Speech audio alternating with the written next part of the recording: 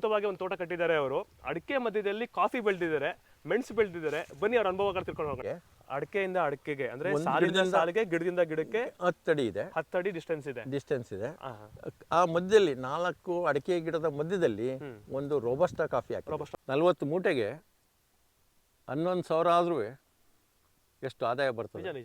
ಹಾಗೇನೆ ಮೆಣಸು ಒಂದು 5 ಕ್ವಿಂಟಲ್ ಮೆಣಸಾಗುತ್ತೆ, 625 650 ರೂಪಾಯಿ. ಹಾಗೆಯೇ ಅಡಿಕೆ ಈ ಅರ್ಧ ಎಕರೆನಲ್ಲಿ 45ರಿಂದ 50 ಕ್ವಿಂಟಲ್ ಅಡಿಕೆ ಆಗುತ್ತೆ. ಹೋದ ಸಾರಿ 7 ಕ್ವಿಂಟಲ್ ಅರಳು ಮಾರಿದ್ದೆ, ಈ ಸಾರಿ 3 ಕ್ವಿಂಟಲ್ ಅರಳು ಮಾರಿದ್ದೀನಿ. ಹಿಂದೆ ಗಾದೆ ಇತ್ತು, ಕಡಿಮೆ ಜಮೀನಿನಲ್ಲಿ ಹೆಚ್ಚು ಆದಾಯ ತೆಗೆಯೋದೇ ಮುಖ್ಯ. ನಿಮಗೆ ದುರಾಸೆ, ಮಕ್ಕಳು ಎಲ್ಲ ದುಡಿತಾರೆ, ಅಮೇರಿಕಾದಲ್ಲೆಲ್ಲ ಇದ್ದಾರೆ, ಬೇಕಾದಷ್ಟು ದುಡ್ಡಿದೆ, ನಿಮ್ಮ ಪೆನ್ಷನ್ನೇ ಬೇಕಾಷ್ಟು ಬರ್ತದೆ ಅಂಥದ್ರಲ್ಲಿ ಅಂತ ನೋಡಪ್ಪ, ನೀ ಹೇಳೋ ಸತ್ಯವಾದ ಮಾತು. ಈಗ ನಾನು ಟಿ ವಿ ನೋಡ್ತಾ ಕುಂತ್ಕೋಬೇಕು ಟೈಮ್ ಪಾಸ್ಗೆ, ನನ್ನ ಆರೋಗ್ಯ ಹಾಳಾಗ್ತದೆ. ಆಗ ನರ್ಸಿಂಗ್ ಹೋಮ್ನವ್ರು ಕರೀತಾರೆ. ತಂದೆ ತಾಯಿ ಇಬ್ಬರು ಹೆಬ್ಬೆಟ್ಟಾದ್ರೂ ಅವ್ರನ್ನ MSc AG ಪದವೀಧರರು ಅಂತ ನಾನು ಹೇಳ್ಬೋದು. ಮಕ್ಳ ಹತ್ರ ಮಾತಾಡ್ತಾ ಇರ್ತಾರೆ, ಮೋದಿ ದುಡ್ಡು ಬಂತ, ಯಡಿಯೂರಪ್ಪ ದುಡ್ಡು ಬಂತ ಅಂತ. ಅವರಿಗೆ ಬೈತೀನಿ, 500 ರೂಪಾಯಿನ ಗೊಬ್ಬರ 2,000 ಆಗಿದೆ, ನೀವು ರೈತರೇ ಅಲ್ಲ. ಎಲ್ರಿಗೂ ನಮಸ್ಕಾರ. ಇವತ್ತು ನಾವು ಚುಂಚನಕಟ್ಟೆ ಹತ್ರ ಇರ್ತಕ್ಕಂತಹ ಒಂದು ಶ್ರೀರಾಮ್ಪುರ ಅಂತ ಗ್ರಾಮಕ್ಕೆ ಬಂದಿದ್ದೀವಿ. ಆ ಗ್ರಾಮದಲ್ಲಿ ಇರ್ತಕ್ಕ ಶ್ರೀನಿವಾಸ್ ಅವರ ತೋಟಕ್ಕೆ ಬಂದಿದ್ದೀವಿ. ಅದ್ಭುತವಾಗಿ ಒಂದು ತೋಟ ಕಟ್ಟಿದ್ದಾರೆ ಅವರು. ಅಡಿಕೆ ಮಧ್ಯದಲ್ಲಿ ಕಾಫಿ ಬೆಳೆದಿದ್ದಾರೆ, ಮೆಣಸು ಬೆಳೆದಿದ್ದಾರೆ. ಬನ್ನಿ ಅವ್ರ ಅನುಭವಗಳು ತಿಳ್ಕೊಂಡು ಹೋಗೋಣ. ನಮಸ್ಕಾರ ಸರ್. ನಮಸ್ಕಾರ ಸರ್, ನಿಮ್ಮ ಪರಿಚಯ ಒಂದು ಮಾಡ್ಕೊಳ್ಳಿ ಸರ್. ನಾನು ಶ್ರೀರಾಮ್ಪುರ ಅಂತ, ಸರ್, ಸಾಲಿಗ್ರಾಮ ತಾಲೂಕು, ಚುಂಚನಕಟ್ಟೆ ಹೋಬಳಿ. ನಾನು ಕೃಷಿ ಕುಟುಂಬದಲ್ಲಿ ಜನಿಸ್ತವನು. ಸಣ್ಣದರಿಂದ ನಮ್ಮ ತಂದೆ ತಾಯಿ ಎಲ್ಲ ಏನು ವ್ಯವಸಾಯದಲ್ಲಿ ಮಾಡ್ತಿದ್ರು ಅದರ ಅನುಭವವನ್ನು ಪಡ್ಕೊಂಡೆ ಬೈ ಅಬ್ಸರ್ವೇಷನ್ನು. ಮತ್ತು ನಾನು ಸ್ವಲ್ಪ ದೊಡ್ಡವನಾದ್ಮೇಲೆ ವ್ಯವಸಾಯನ ಮಾಡ್ತಾಯಿದ್ದೆ. ವ್ಯವಸಾಯದ ಕಸುಬು ಯಾವ ರೀತಿ ಮಾಡ್ಬೋದು ಎಲ್ಲನೂ ಕಲ್ತ್ಕೊಂಡಿದ್ದೀನಿ ನಮ್ಮ ತಂದೆ ತಾಯಿಯಿಂದ. ಹಾಗೆ ಒಬ್ಬ ರೈತ ಅಂದರೆ ಯಾರು ಅನ್ನೋದು ಒಂದು ಕ್ವಶನ್ನು. ನಾವು ಅದು ಸಿಂಹಾವಲೋಕನ ಮಾಡಿದಾಗ ನಮ್ಮ ಮನೆಯಲ್ಲಿ ಹಸುಗಳು, ಎಮ್ಮೆ, ಓರಿಗಳು, ಕುರಿಗಳು, ಕೋಳಿ ಎಲ್ಲ ಇದ್ವು. ನಾನು ಈಗ ಕೆಲವರು ಹೋಟ್ಲ್ ಹತ್ರ ಮಾತಾಡ್ತಾ ಇರ್ತಾರೆ, ಮೋದಿ ದುಡ್ಡು ಬಂತ, ಯಡಿಯೂರಪ್ಪ ದುಡ್ಡು ಬಂತ ಅಂತ. ಅವರಿಗೆ ಬೈತೀನಿ, 500 ರೂಪಾಯಿನ ಗೊಬ್ಬರ 2,000 ಆಗಿದೆ, ನೀವು ರೈತರೇ ಅಲ್ಲ. ಹಿಂಗೆ ಒಂದು ಜೊತೆ ಹಸುಗಳು ಕಟ್ಟಿಲ್ಲ, ಎತ್ತುಗಳಿಲ್ಲ, ಒಂದು ಜೊತೆ ಕುರಿ ಇಲ್ಲ, ಕೋಳಿ ಇಲ್ಲ. ಆಗ ನಮ್ಮಲ್ಲಿ ಯಾರು ನೆಂಟರು ಬಂದರೂ ಒಂದು ಕೋಳಿ ಕುಯ್ಕೊಳ್ಳೋರು. ಹೌದು ಸರ್. ಆಯಿತಾ, ಹಬ್ಬ ಹುಣ್ಣಿಮೆಯಲ್ಲಿ ಒಂದು ಟಗರು ಮಾರೋರು, ಹಬ್ಬದ ಖರ್ಚಿಗೆ ಒಂದು ಟಗರು ಬಂದವ್ರಿಗೆ ಗೆಸ್ಟ್ಗಳಿಗೆ ಹಾಕೋರು. ಗೊತ್ತಾಯ್ತಾ, ಬಡವ್ರ ಮಕ್ಕಳಿಗೆ ಹಸುವಿನ ಹಾಲನ್ನು ಫ್ರೀ ಕೊಡೋರು ಎಳೆ ಮಕ್ಕಳಿಗೆ. ಆಮೇಲೆ ಮಜ್ಜಿಗೆ, ಹಾಲು, ಮೊಸರು, ಬೆಣ್ಣೆ ಇತ್ತಲ್ಲ, ಬೆಣ್ಣೆ ಮನೆಯಲ್ಲೆಲ್ಲ ಉಪಯೋಗಿಸೋರು. ಮತ್ತು ಈ ಮಜ್ಜಿಗೆನ ಕೆಲವರು ಗೋವುಗಳು ಸಾಕ್ತಿರೋ ಅಂಥವ್ರು ಅವರು ಬಂದು ಕೇಳೋರು. ನಮ್ಮ ತಾಯಿ ಫ್ರೀಯಾಗಿ ಕೊಟ್ಬಿಡೋರು. ನಮ್ಮ ಕಾಲದಲ್ಲೂ ಮಜ್ಜಿಗೆನ ಫ್ರೀಯಾಗಿ ಕೊಡೋರು ಇದೆ. ಹಾಲನ್ನ ಬೇಕಾದ್ರೆ ಇದು ತೃಪ್ತಿಯಾದಂಥ ಜೀವನ ನಮ್ಮ ತಂದೆ ತಾಯಿ ನಡೆಸ್ಕೊಟ್ರು. ಮತ್ತು ನಮ್ಮ ತಂದೆ ತಾಯಿ ಇಬ್ಬರು ಹೆಬ್ಬೆಟ್ಟಾದ್ರೂ ಅವ್ರನ್ನ MSc AG ಪದವೀಧರರು ಅಂತ ನಾನು ಹೇಳ್ಬೋದು. ಹೌದು ಸರ್. ಯಾಕೆ ಅಂದರೆ ಈ ಕೊಟ್ಟಿಗೆಗೆ ಮಣ್ಣು ಹಾಕೋರು, ಒಳ್ಳೆ ಮಣ್ಣು. ಅದು 1 ತಿಂಗಳು 2 ತಿಂಗಳಾದಮೇಲೆ ಮಿಕ್ಸ್ ಮಾಡೋರು. ಕುರಿ ಕೊಟ್ಟಿಗೆ, ದನಿ ಕೊಟ್ಟಿಗೆ ಇದೆಲ್ಲ ಆ ಗಂಜಲ ಎಲ್ಲ ಅದ್ರಲ್ಲಿ ಇರೋದು. ನಂತರ ಅದು ಆ ಮಣ್ಣನ್ನು 2 ತಿಂಗಳಿಗೊಂದು ಸರಿ ತಿಪ್ಪೆಗೆ ಹಾಕಿ ಲೆವೆಲ್ ಮಾಡೋರು. ಅದೊಂದು ಕೊಳಿಬೇಕು ಅಂದ್ಬಿಟ್ಟು 4-5 ತಿಂಗಳು ಆಗೇ ಬಿಡೋರು. ಅದಾದಮೇಲೆ ಜಮೀನುಗಳಿಗೆ ಹಾಕಿ ಉಳುಮೆ ಮಾಡೋರು. ಅದರಿಂದ ಆಗ ಕಳೆನಾಶಕ, ಔಷಧಿಗಳು ಇವೇನೂ ಇರ್ತಿರ್ಲಿಲ್ಲ, ಏನು ಗೊತ್ತೂ ಇಲ್ಲ ಅವ್ರಿಗೆ. ಈಗ ಭತ್ತದ ನಾಟಿ ಮಾಡಬೇಕಾದ್ರೆ ಹಸಿರು ಸೊಪ್ಪುಗಳು ಎಲ್ಲೆಲ್ಲಿ ಬೇವು, ಹಂಗೆ ಏರಿ ಮೇಲೆ ಹಸಿರು ಸೊಪ್ಪುಗಳಿದ್ರೆ ಹಂಬುಗಳು ಇವೆಲ್ಲ ತಂದು ಹಾಕೋರು, ತುಳಿಯೋರು. ಅದರಿಂದ ಕಳೆನೂ ಬರ್ತಿರಲಿಲ್ಲ. ಆಮೇಲೆ ನೀರು ಚೆನ್ನಾಗಿ ನೋಡ್ಕೊಳ್ತಿದ್ರು ಜಮೀನಲ್ಲಿ. ಎಕರೆಗೆ ಆಗ 40 ಕುಂಟೆಗೆ 40 ಮೂಟೆ ಭತ್ತ ಬೆಳೆಯೋರು. ಅದು ಅಕ್ಕಿ 65 kg 70 kg ಬರೋದು, 1 ಕ್ವಿಂಟಾಲ್ಗೆ ಅಕ್ಕಿ ಇಳುವರಿ. ಅಷ್ಟು ಕ್ವಾಲಿಟಿ ಫುಡ್ಡು.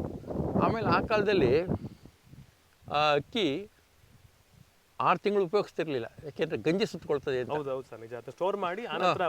ಬಳಸ್ತಿದ್ರು. ಈ ವರ್ಷದ ಅಕ್ಕಿ ಈ ವರ್ಷ ಭತ್ತ ಬೆಳೆದ್ರೆ ಮುಂದಿನ ವರ್ಷ ಮಾರ್ಚ್ ಏಪ್ರಿಲ್ ಮೇಲೆ ಉಪಯೋಗಿಸೋರು. ಈಗ ಡಿಸೆಂಬರ್ಲಿ ಭತ್ತ ಬರ್ತದೆ, ಪುನಃ ಅಲ್ವ ಮಾಡಿಸಿದ್ರೆ ಅಕ್ಕಿ ಉಡುಡಿಯಾಗಿ ಬರ್ತದೆ, ಗಂಜಿನೇ ಇಲ್ಲ, ಕ್ವಾಲಿಟಿನೇ ಇಲ್ಲ, ಸತ್ವನೇ ಇಲ್ಲ. ಈಗ ಹಾಗಾಗಿ ಏನಾಗುತ್ತೆ, ನಮ್ಗೆ ಆರೋಗ್ಯ ಸಮಸ್ಯೆಗಳು ಅಷ್ಟೇ ಬಂದಿವೆ. ಈಗ ನಾನು ಆ ಕಾಲದಲ್ಲಿ ಅಚ್ಚುಕಟ್ಟಾಗಿ ಊಟ ತಿಂಡಿ ಎಲ್ಲ ಮಾಡಿ ಸಮೃದ್ಧಿಯಾಗಿ ಇರಲಾಗಿ ನನಗೆ 73ನೇ ವಯಸ್ಸು. ಒಂದು ಮಾತ್ರೆ ಅಂತ ಇಲ್ಲ, BP, ಶುಗರು ಯಾವುದೂ ಇಲ್ಲ. ಆರೋಗ್ಯವಾಗಿರ್ತೀನಿ. ಆಮೇಲೆ ನಮ್ಮ ಮೈಂಡ್ ಸೆಟ್ ಹೇಗಿದೆ ಅಂದರೆ change of work is rest ಅಂತ. ಹೌದು ಹೌದು sir, correct sir. Change of work is rest ಅಂತ. ನನಗೆ ಯಾವುದೇ ಆಗಲಿ, ಈಗ ಬೆಳಿಗ್ಗೆ 5 ಗಂಟೆಗೆ ಎದ್ದು ಬರ್ತೀರಾ ನೀವು, 7:15ಗೆಲ್ಲ ಇರ್ತೀರಿ, ನಾವು ಎದ್ದೇ ಇರೋದಿಲ್ಲ, ಟೀ ಕುಡಿಯೋಕೆ ಹೋಗ್ತಾ ಇರ್ತೀವಿ. ಅಂಥ ಟೈಮಲ್ಲಿ ನೀವು ಆಲೇ ಬಂದುಬಿಟ್ಟು ಇಳಿತೀರಲ್ಲ ಅಣ್ಣ ಅಂತ ಹೇಳ್ತಾರೆ. ಇನ್ನು ಕೆಲವರು ನಿಮಗೆ ದುರಾಸೆ, ಮಕ್ಕಳು ಎಲ್ಲ ದುಡಿತಾರೆ, ಅಮೇರಿಕಾದಲ್ಲೆಲ್ಲ ಇದ್ದಾರೆ, ಬೇಕಾದಷ್ಟು ದುಡ್ಡಿದೆ, ನಿಮ್ಮ ಪೆನ್ಷನ್ನೇ ಬೇಕಾಷ್ಟು ಬರ್ತದೆ ಅಂಥದ್ರಲ್ಲಿ ಅಂತ. ನೋಡಪ್ಪ, ನೀ ಹೇಳೋ ಸತ್ಯವಾದ ಮಾತು.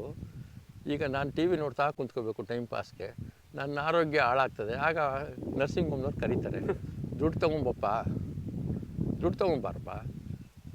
ಆಮೇಲೆ ನೋವು ಅನುಭವಿಸ್ಬೇಕು, ದುಡ್ಡು ಖರ್ಚು.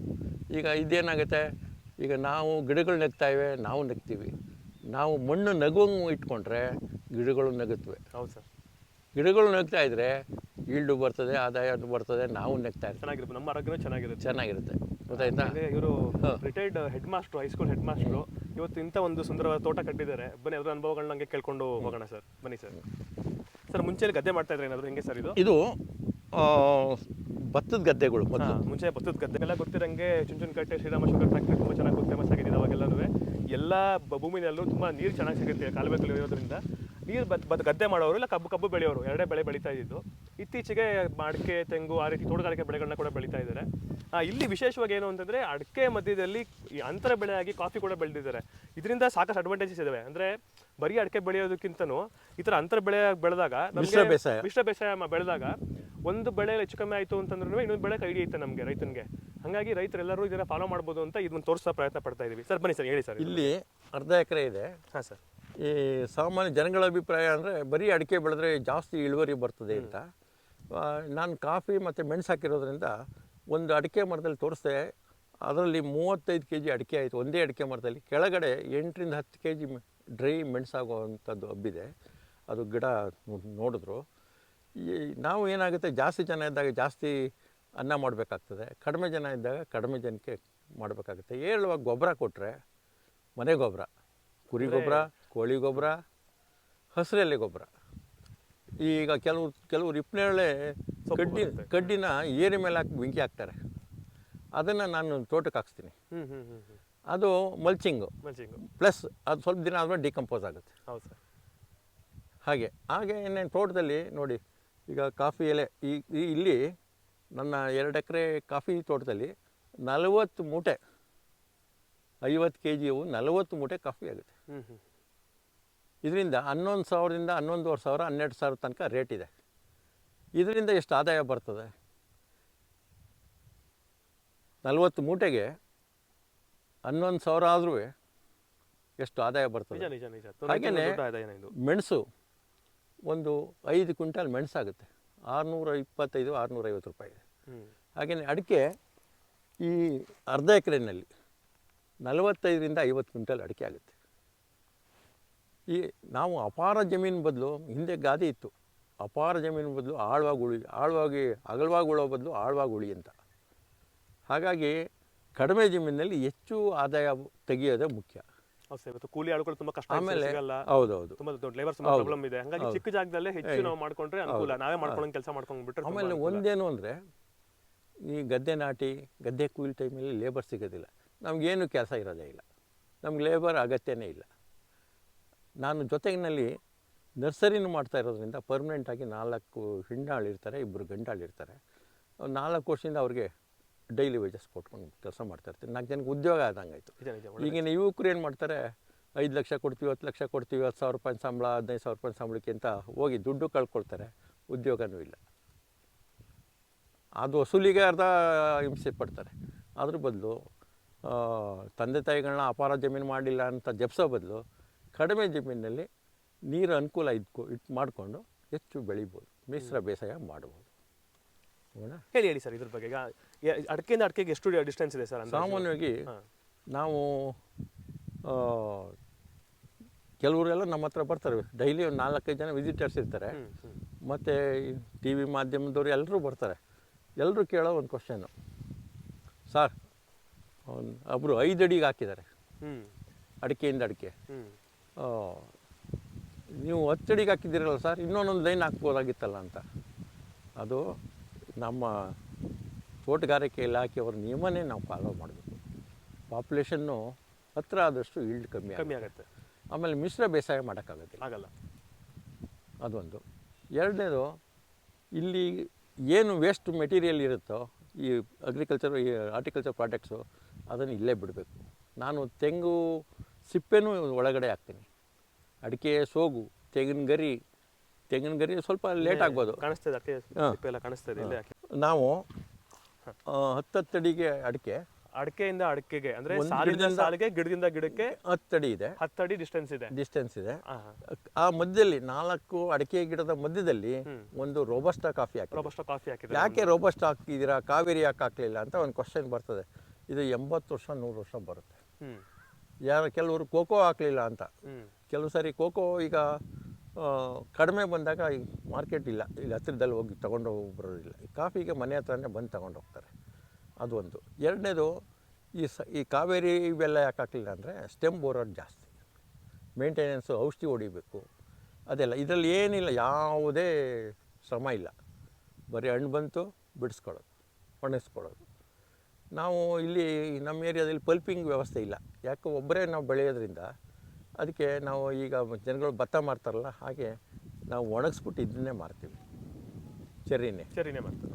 ಬೇಳೆ ಮಾಡೋಕ್ಕೆ ಆಗೋದಿಲ್ಲ, ಈಗ ಮಿಷಿನ್ನು ಇಲ್ಲ. ಹಾಗೆ ಒಟ್ಟಿನಲ್ಲಿ ಈ ಮಿಶ್ರ ಬೇಸಾಯದಿಂದ ಒಳ್ಳೆ ಆದಾಯ ತೆಗಿಬೋದು. ಸರ್ ಒಟ್ಟು 2 ಎಕರೆನಲ್ಲಿ ಎಷ್ಟು? ಇದು ಅರ್ಧ ಎಕರೆ ಇದೆ. ಇದು ಅರ್ಧ ಎಕರೆ ಇದೆ. 260 ಅಡಿಕೆ ಮರ ಇದೆ, 220 ಕಾಫಿ ಗಿಡ ಇದೆ. ಮತ್ತು ಮೆಣಸು ಈ 3-4 ವರ್ಷದ ಹಿಂದೆ ಭಾರಿ ಮಳೆ ಆಗಲಾಗಿ ಎಲ್ಲ ಹೊರಟೋಯ್ತು. ನಾನು ಕೆಲವು ಸಲ ಯೋಚನೆ ಮಾಡಿದೆ, ಮಲೆನಾಡಲ್ಲಿ 100-150 ಇಂಚು ಮಳೆ ಆಗ್ತದೆ, ಅಲ್ಲಿ ಅಷ್ಟು ಚೆನ್ನಾಗಿರೋ ಮೆಣಸಿದೆ ಅಂತ ಒಬ್ಬರು ಈ ವೇದ ಹೆಗಡೆ ಅಂತ ನೀರಿನಹಳ್ಳಿ ಅಂದ್ಬಿಟ್ಟು ಈ ಸಿರ್ಸಿ ಹತ್ರ ಊರು, ಅವ್ರನ್ನ ಕಾಂಟ್ಯಾಕ್ಟ್ ಮಾಡಿದೆ. ಅವ್ರು ಹೇಳಿದ್ರು, ನೀವು ಡ್ರೈನೇಜ್ ಕೊಡಿ, 2.5 ಅಡಿ ನೀರು, ಅರ್ಧ ಅಡಿ ನೀರು ನಿಂತರೆ ಗಿಡ ಸತ್ತೋಗುತ್ತೆ, ಡ್ರೈನೇಜ್ ಕೊಡಿ, ಡ್ರೈನೇಜಲ್ಲಿ ಮಾತ್ರ ನೀರು ಹಾಯಿಸಿ, ನೀರು ನಿಂತ್ಕೋಬಾರ್ದು, ಯಾವುದೇ ಕಾರಣಕ್ಕೂ ಮೆಣಸಿಗೆ ಗಿಡ ನೀರು ನಿಂತ್ಕೋಬಾರ್ದು.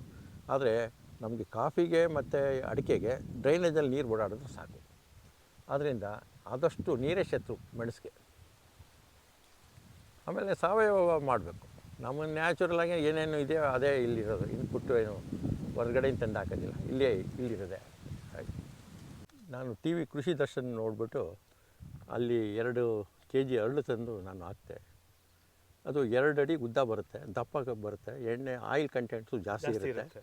ಹಾಗಾಗಿ ನಾನು ನೆರಳಿಗೋಸ್ಕರ ಮತ್ತು ಆದಾಯಕ್ಕೋಸ್ಕರ ಹಾಕಿರೋದು. Very good. ಅದರಿಂದ ನನಗೆ ಹೋದ ಸಾರಿ 7 ಕ್ವಿಂಟಾಲು ಅರಳು ಮಾರಿದ್ದೆ, ಈ ಸಾರಿ 3 ಕ್ವಿಂಟಲ್ ಅರಳು ಮಾರಿದ್ದೀನಿ.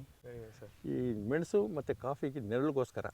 ಅಡಿಕೆ ಮರನೂ ಬಿಸಿಲು ಬಿದ್ದರೆ ಸೀಳುತ್ತೆ, ಅದಕ್ಕೂ ನೆರಳಾಗುತ್ತೆ. ಇಲ್ಲಿ ಓಪನ್ ಸ್ಪೇಸ್ ಇದೆ, ಈ ಕಡೆ ಜಾಸ್ತಿ ಬಿಸಿಲು ಬೀಳುತ್ತೆ, ಹಂಗಾಗಿ ಈ ಕಡೆ ಇವರು ಒಂದು ಸೈಡ್ ಫುಲ್ಲು ಹರಳು ಹಾಕಿದ್ದಾರೆ. ಅದು 2 ತರ ಪ್ರೊಟೆಕ್ಷನ್ ಆಯ್ತು, ನಮಗೆ ಈಲ್ಡು ಬಂತು. ಇದ್ರಲ್ಲೂ ಕೂಡ ನಿಮ್ಗೆ 7 ಕ್ವಿಂಟಲ್ ಅರಳು ತಗೊಂಡಿದ್ದೀರ ಅಂದ್ರೆ ತುಂಬಾ ಸಂತೋಷ ನಮಗೆ. ಇವತ್ತು ಮಿನಿಮಮ್ ಒಂದು 50 ರೂಪಾಯಿ ರೇಟ್ ಇದೆ ಅದಕ್ಕೆ. 60 ರೂಪಾಯಿ ಕೊಟ್ಟೆ, 65 ರೂಪಾಯಿ ರೇಟ್ ಇದೆ ಅದಕ್ಕೆ ಇರುತ್ತೆ ಅಂತ. ಕೆಲಸನೂ ಇಲ್ಲ, ಇದು ಮೇಂಟೆನೆನ್ಸ್ ಇರೋ. ಶ್ರೀನಿವಾಸ್ ಅವ್ರ ತೋಟದ ತುಂಬಾ ಹೈಲೈಟ್ ಪಾಯಿಂಟ್ ಅಂತ ಹೇಳ್ಬೋದು ನಾವು. ಈ ಒಂದು ಮೆಣಸಿನ ಬಗ್ಗೆ ಅವರು ಹೇಳ್ತಾರೆ. ಸರ್, ಪಣಿಯೂರು ಒಂದು ವೆರೈಟಿ ಮೆಣಸು ಅಡಿಕೆ ಗಿಡಕ್ಕೆ ಹಬ್ಸಿದ್ದಾರೆ ಅವರು. ಈ ಅಡಿಕೆ ಮರದಲ್ಲಿ ಸಾಮಾನ್ಯವಾಗಿ ಮೆಣಸು ಹಾಕಿದ್ರೆ ಅಡಿಕೆ ಈಲ್ಡ್ ಕಮ್ಮಿ ಆಗುತ್ತೆ ಅನ್ನೋದು ಜನಗಳ ಮಾತುಗಳು.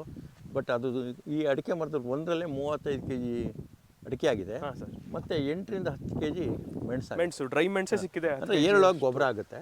ಡ್ರೈ ಮೆಣಸೆ 8 ರಿಂದ 10 kg ಬರುತ್ತೆ ನೋಡಿ. ಒಂದು ಮೆಣಸಲ್ಲಿ 1 kg 2 kg ಯೂಶಲಿ ಬರುತ್ತೆ ಈಲ್ಡು. ಬಟ್ ಇದು ಮಾತ್ರ ಸಖತ್ತಾಗಿದೆ. ನಿನ್ನೆ ಒಳಗಡೆ ನೋಡಿದ್ರೆ ಅಂತೂ ತುಂಬಾ ಚೆನ್ನಾಗಿ ಬಂದಿದೆ. ಪೂರ್ತಿ ಮೆಣಸು ಆ ಗಿಡದ ಬಾರಕ್ಕೆ ಕುಸ್ಬಿಟ್ಟಿದೆ, ಕೆಳಗೆ ಬಂದ್ಬಿಟ್ಟಿದೆ. ಇನ್ನ ಹೈಟ್ ಇತ್ತದು ಗಿಡದ ಬಳ್ಳಿ. ನೋಡಿ ಇದೆಲ್ಲ ಅಷ್ಟು ಚೆನ್ನಾಗಿ ಬಂದಿದೆ. ಯಾವುದೇ ರಾಸಾಯನಿಕ ವಸ್ತುಗಳು ಬಳಸಿಲ್ಲ, ಕೆಮಿಕಲ್ ಸ್ಪ್ರೇ ಮಾಡಿಲ್ಲ, ಔಷಧಿ ಹೊಡೆದಿಲ್ಲ, ಗೊಬ್ಬರ ಹಾಕಿಲ್ಲ, ಏನೂ ಮಾಡಿಲ್ಲ. ನೈಸರ್ಗಿಕವಾಗಿ ನೋಡಿ ಇಲ್ಲೇ ಕಾಣಿಸ್ತಿದೆ, ಬಾಳೆ ಇದೆ, ಅದ್ರ ಸೊಪ್ಪೆಲ್ಲ ಹಾಕಿದ್ದಾರೆ, ಬೇರೆ ಬೇರೆ ನಾಟಿ ಹಸು ಸಗಣಿ ಗೊಂಚಲ ಹಾಕಿ ಮಾಡಿರೋಂಥ ಅಷ್ಟೇ. ಇಷ್ಟು ಚೆನ್ನಾಗಿ ಬಂದಿದೆ. ಎಲ್ಲರೂ ಪ್ರಯತ್ನ ಪಟ್ಟರೆ ಸ್ವಲ್ಪ ಜಾಗದಲ್ಲಿ ಖಂಡಿತವಾಗ್ಲೂ ಒಂದು ಒಳ್ಳೆ ಆದಾಯ ನೋಡೋಕ್ಕೂ ಆಗುತ್ತೆ, ಸುಸ್ಥಿರವಾದ ಬದುಕು ಖಂಡಿತ ಕಟ್ಕೊಳ್ಬೋದು ಅಂತ ಅನ್ಕೋತಾ ಇದೀವಿ ನಾವು.